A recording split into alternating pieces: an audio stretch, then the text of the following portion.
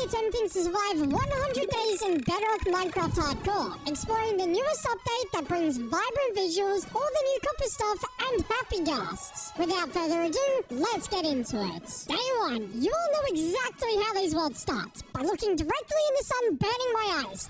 It's like I'm looking directly at the real-life sun. Well, welcome to 100 Days in Vibrant Visuals. I started this world by chopping down a tree for some wood, like you always do, and then using this, I could craft up a pickaxe. I spawned right next to a jungle, and inside, there was a very angry panda waiting there for me.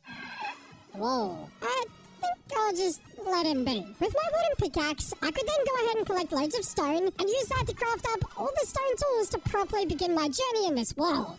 Now, vibrant visuals were added sometime in June, and now almost 4 months later, this is the first time I'm actually playing with it. So, it's pretty awesome exploring the world with these new graphics. I found a village off in the distance, and it had a blacksmith. However, before looting that, I turned the day counter and coordinates off because I don't really like it. It was taking up a lot of my screen. Inside, I got an iron sword, some gold, 2 iron pickaxes, and some other loot, which was pretty nice. And now I could spend some time going around looting the village, getting everything that I would really need, like food and iron. Apart from that, I ran around until it started to turn nighttime, so I jumped on top of a tree to watch the sun set.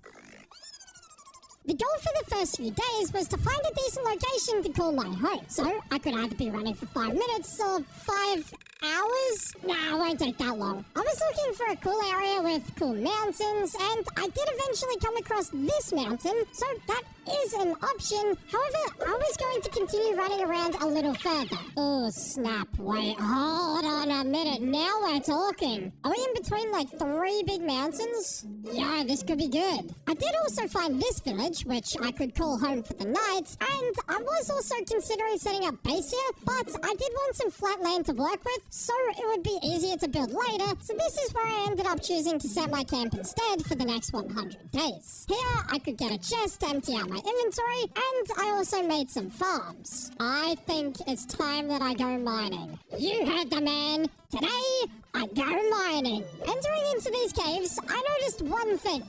Water is basically invisible. That could definitely get interesting. Wait, hold on a minute. Ow! Now, I was originally going to just go mining for iron armor and tools. However, instead, I remembered that on Bedrock Edition, there is new copper and armor tools. Mojang, when are you adding this to Java Edition? So, after collecting some copper and coal, I could return back to smelt everything. And using the copper ingots, I could craft up full copper armor as well as a shield too. I think I'll just ignore the copper tools for now. I can just get iron ones instead. That is significantly better. On top of all that, I noticed a village next to this area. However, it was no ordinary village. This was an abandoned one. Arguably significantly worse, yes, I know. But, I mean, hey, it was a cool find regardless, I guess. Yeah, I don't really know. Okay, let's go to sleep. I'm tired. Ladies and gentlemen, the POV that you are currently watching is Blue Minecraft, and he's just about to go up against a skeleton with full copper armor. Who will win? Fight! Not sure what that was all about. But today, I'm also going mining once again, but this time to upgrade from the copper to the iron. I should have just gone for the iron. Nah, well, this cave had a crazy amount of iron, so I could easily go around collecting every last bit of iron that I would possibly need. And after quite some time, I collected a whole stack of raw iron, which is exactly when I decided to go back home. But little did I know, there was going to be a small little problem with getting home. Oh my gosh! Oh, well, I have to fill this hole in now. Can't just leave an empty creeper hole down here. Oh my gosh, why? No, not another. On day 5, I was going to discover something horrible, but more on that later. As I waited for my iron to cook up in the furnaces, I was going to go around exploring for a little bit and see what cool things were around my base area. There was another village with a blacksmith, so I could loot that, but honestly, nothing really good came from that chest. Instead, I found a wandering trader. This is where the horrible discovery I mentioned earlier comes into play. What? Why does Guy look like that? Oh, hell no. What the heck? When did they change the dye textures? Why did they change the dye textures? Too many questions, not enough answers. It was time for me to go back home. Here, I could craft up full iron armor as well as some iron tools and go to bed. I needed lots of wool. I was going to build up my very first base soon, but to do that, I would need lots of wool. So much, in fact, the entirety of day 6 was spent collecting this wool, and it was still not enough. But that's all good, because I could still get to work beginning to build up my tents. This was going to be quite a basic build since it is my first base, and all I needed to do was to place down loads of wool. When I would run out, I would simply go running around collecting even more white wool. And then I could go back and finish the tent. There we go. I wonder if I could turn that into a storage room. Alright, let's get a quick day counter up. We're up to day 8, technically day 9 since, we started on day 0. With that cave that I just saw, I was going to make a storage room, but since it was kind of a pain to get to and from the cave, I was going to collect loads of wood from a nearby forest in order to make some staircases using slabs. I also made one going up to the tent since we just made traversing the land a whole lot easier. That's about it for these staircases. With the easy access to the cave, I could now set up a storage room. This was going to be pretty basic. All I had to do was mine out the room a little bit just to make it look a little nicer. What is the term for this task? I know changing land is called terraforming. Is it the same for this? I don't know, maybe. Sometime later, I crafted up loads of chests to put into the new storage room, as well as some furnaces, and that was it for today. I could then spend day 10 doing a whole lot of moving. Yep, moving my previous storage into the new one. Obviously making sure everything was properly sorted into different categories. I can't have a storage room without it all being sorted. And since I had time left on this day, I went running around, bringing animals back to my base so I could start making some animal farms. They would be left in the ground for now though. You guys aren't getting luxurious homes just yet. Now, I do want to go to the nether to start speedrunning the game soon. However, before I do that, I wanted to get full diamond armor just so I could stay a little more protected. So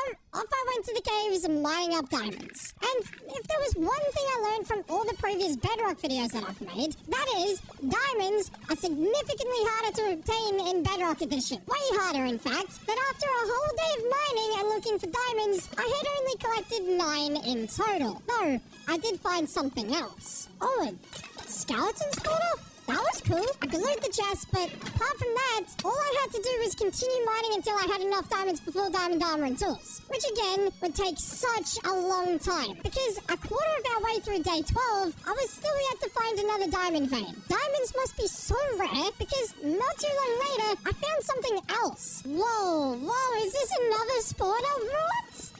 Oh my gosh! Another name tag? 2 skeleton spawners before another vein of diamonds is absolutely diabolical. It's also insane that on this day, I only got 1 more diamond. I'm not even joking. I collected some more diamonds on day 13, and this is also the day that I realized with these vibrant visuals, if you're in a dark cave, the XP orbs look like tiny suns. They are so bright compared to everything else. I collected a few more diamonds, then I discovered something else. Is that another mob spawner? No way, dude. Wait, where is it? What the heck? What the heck?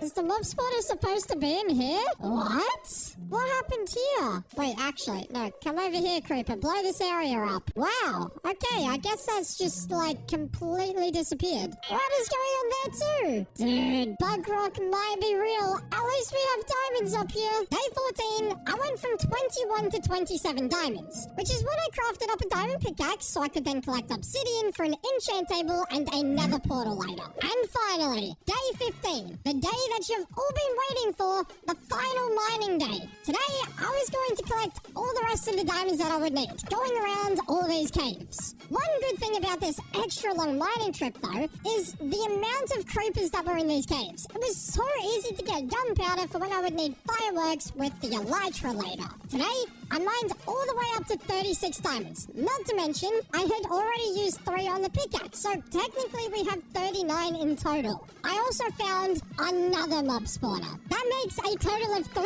mob spawners found during this mining trip. That is crazy. And now, I could make my way back home, collecting a few diamonds on the way back home as well, putting the total to 40. Home sweet home. It feels so good to finally be back home. So this might be the only problem with owning a tent. Get uninvited guests. But that doesn't even matter because I get full diamond armor today. Yes! I could also get the tools as well as an enchant table, and then I could enchant everything. Although it wasn't level 30 enchant, it is still better than nothing, I guess. I also built up the nether portal, and as you probably could have guessed, the spawn was trash. Look at this. I'm completely closed up. Although I am now in the nether, I wasn't going to do anything here just yet. I'll return back in a few days, don't worry. But for now, I still had a few tasks that I wanted to complete in the overworld, including improving the staircase to the new storage room, adding some signs to the chest so I could easily identify which chest is which, moving animals into new homes, and on day 18, after listening to the other side disc for a while,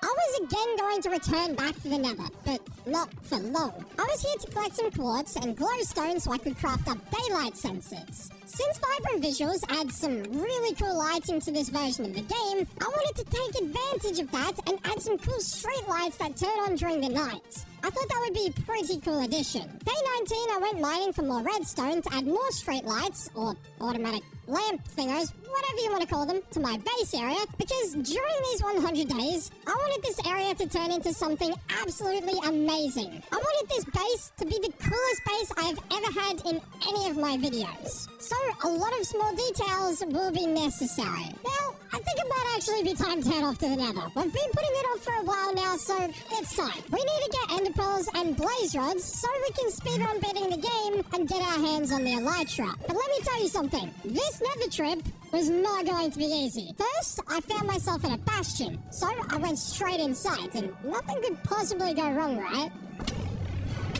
Ain't no way. Oh my gosh. Oh my gosh, I'm alive! I looted a chest that had nothing inside, so I just left in order to continue my search looking for the nether fortress. There was only one problem, the fog. I can't see more than like 2 meters in front of me, and I'm also pretty dumb. Anyways, not too long later, I found the nether fortress. Entering inside, I was instantly ambushed by like 1 trillion mobs, and maybe I should be a little more careful too. The wither skeleton skull was cool though, but we might die. Hold on. Don't die, don't die. Yes, we actually got a skull. That's insane. Apart from that, I could go around collecting blaze rods. And after obtaining all the blaze rods I would need, I decided I was not going to be leaving this fortress anytime soon. Since I already had one skull, I had to get the other 2. It's basically a requirement. Also, since I can't be bothered cutting up all this footage, I got the second skull on day 22. Oh, we got another. Oh, don't shoot at me. I was about to leave if that one didn't drop it. That's actually insane. And despite defeating many wither skeletons on day 23, I didn't get anything on that day. But on day 24, I got the final skull. Yes, finally, the last skull. Now, I can leave the nether, right? No. I now have to go find a wolf forest biome or loads of gold to trade with piglins so I can get the ender pearls needed to go to the end. Fortunately for me, today I was going to find a bastion. And it was one of the bastions with loads of gold in the middle. So after cooking loads of food, it was time to go inside.